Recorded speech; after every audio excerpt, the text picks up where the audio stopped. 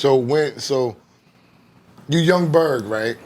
When? At that moment or right now? What's the transition? Iceberg. No, hold on. So wait. Parents millionaires.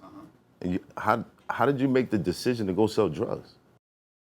Man, I was bad, bro. Like, I was getting kicked out of school. Like, I was rebellious. Like, the hip-hop shit, like, you gotta think this is DMX. This is early Jay-Z. This shit had a hold on me. This is the Locks. This Rough Riders. Right. Like, this shit, like, it just entered my spirit. Like, and I never loved school, you know what I'm saying? Like, I dropped out of school in 9th grade. Like, for real. Like, I don't got no GED. I don't got none of that shit or whatever. Like, I just love music. Like, I just dialed into music immediately. And from, like, 12 to now, my music has been my entire life. Wow. You made that decision early. Yeah. And it paid off. Hell yeah. Was Shawnee the one bringing you around? Did she like, early, I hear the street life, but where did the intro to... See... No, hold on. I want to go a little bit deeper into the street life. Okay. Of course you do. Your first time selling crack. Right. How did it happen?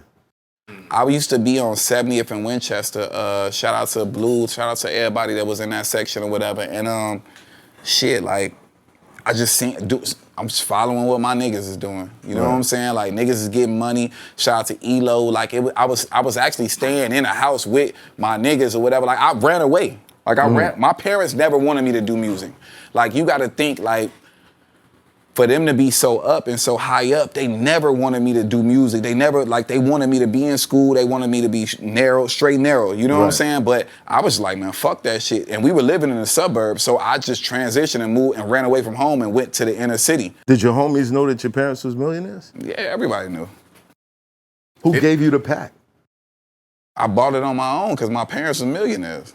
They never tried to kidnap you and hold you for ransom. But my question is, how did you get to the hood? Like, y'all selling, talking about the crack. Okay, so look. How'd you get, you out there with the man, how'd you get there? This what you gotta understand, and I'm sure that everybody, like, my parents ain't no square SpongeBob niggas, you know what I'm saying? They just made a better way for me, you know what I'm saying, in my early life, and they from the hood. Like, my parents is from the hood, but it just so happened my dad became the director of child public schools, you know what I'm saying, in Chicago. He owned hella real estate. He put my mom on. My mom became like a mogul with like child care centers and stuff like that or whatever. So they from the hood, but by the time that I was born, they was already up. You know what I'm saying? So like they made it through. It was really the American dream. You know what I'm saying? I just landed, you know what I'm saying, into this shit. Wow.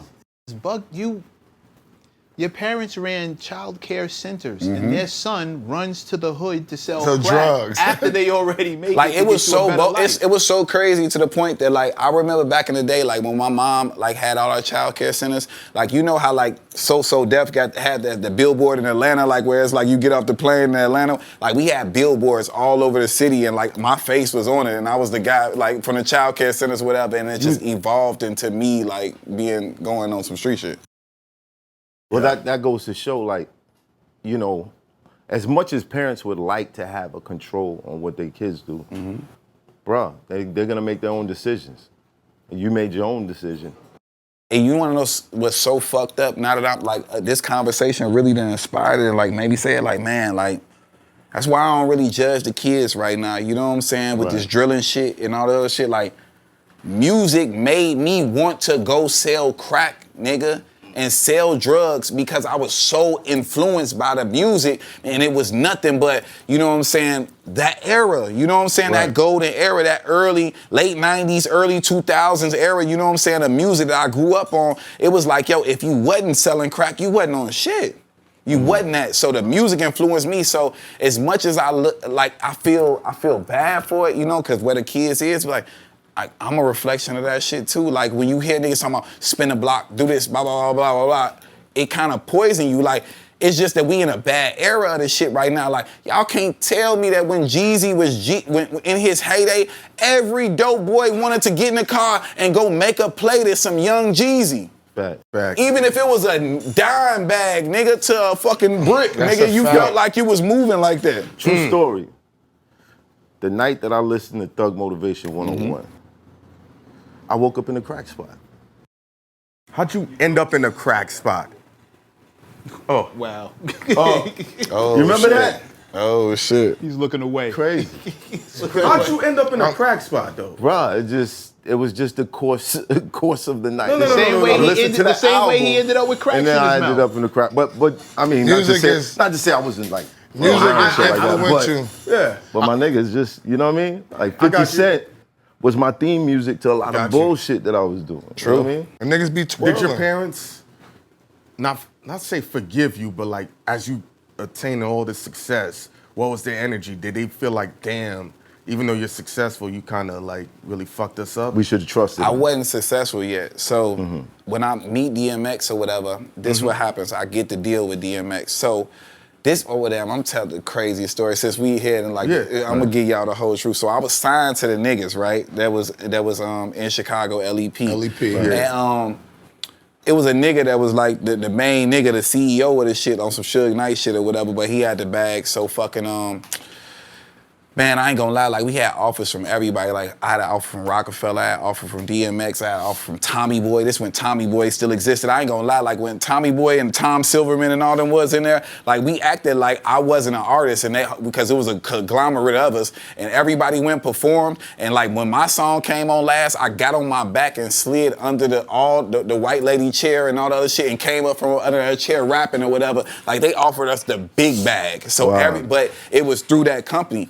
But DMX didn't want to fuck with them. Right. He just wanted me. You know what I'm saying? Like, yo, shorty, fuck them niggas. Like, you know what I'm saying? Like, it's me and you. Right. So when I got back to Chicago after the bidding war and like after Hove and everybody wanted to be involved with me and shit, like this nigga got on some real Suge Knight shit. Like, and he was on some like, this is a real life story. So we get X. This is why LEP. This I go back to Chicago now while they doing that, and I'm still a kid.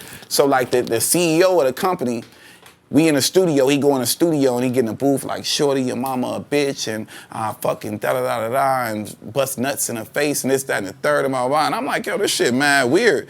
So I go in the booth after him and like, this nigga mad DMX want to sign me. Something from blah, blah, like it was like we was battling each other. Yeah. But then that like when I come out the booth, the nigga like threw me over the shit like on some Suge Knight shit or whatever and like pushed me in a room like, I own you, nigga. Write a rap. And I'm like, what? Boom, boom, nigga started beating me up as a kid, you know what I'm saying? And like the guys like Bugs and all the people I work with, they kick in the door and they like, get him off me. And that's how I got out of my contract with LEP. Cause they put hands on me, you know what I'm saying? Like the nigga, and I was a kid. So how old were you when this happened? It's like 13, yeah. So was he doing this because he felt like you were gonna leave and go fuck with he felt like I was his son. So you know when you see, like now that I'm older, like, and I've made people's dreams come true and seen shit come to fruition, he really felt like he was like, Baby and Lil Wayne. Exactly. Right. So, like, even to the point prior to that, when Eve named me Young Berg or whatever, we were in quad, like I was saying earlier, and like DMX pulled up the quad. He heard I was in New York, like Eve had told him. So he like, X was like, the X on the way up here. And I was with the niggas, and they pulled me in the bathroom. They like, nigga, we gonna kill your mama and your daddy. You act like you wanna fuck with this nigga.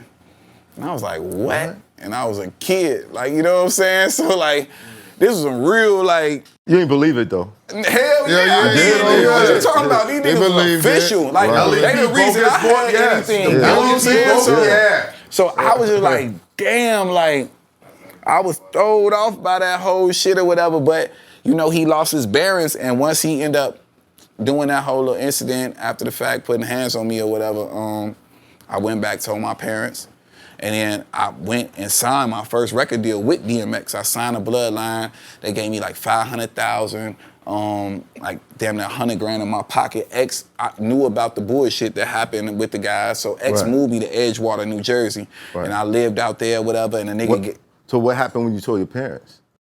I told my dad. I was really like at that point, like my parents had divorced. So my dad became like my best friend and like my manager. You know what I'm saying? Like somebody, my business man, whatever, just in my corner type shit. And my dad was like, he's just a real nigga. Like, oh, you got some money coming in from this shit? Like, even though your mama don't want you to do it, fuck it. I'm gonna let you go do this shit. You know what I'm saying? No, so, when you told your dad what happened between... Oh no, it was up. It was smoke. You know what I'm saying? Yeah. Like my brother burnt down their buildings. They tried to kill my brother behind this shit. Like this is a real like movie story. You know what I'm saying? Like all this shit went bad behind this shit. Wow. So What network is trying to get your life story? Hulu or man, Netflix? nah, it's 'Cause this shit a few. ill. Shout out my dog Colton. It's a few in the air. You know what I'm saying? Like this whole story is finna go crazy. But yeah, so that happened. And then shit, like I said, I ended up moving to Edgewater, New Jersey, and DMX gave me a dog, and that was it. It's hot for trapper turn smack rapper. Only smack rapper that you know is smack rappers. Got bars I can hang with the backpackers. Trap star, I don't hang with the backpackers. I'm in the hood with the work you heard. Making fiends leave earth you heard. Got your baby mama thirst you heard. Feel the flow, nigga, throw it in reverse. This the wave you need to surf you heard.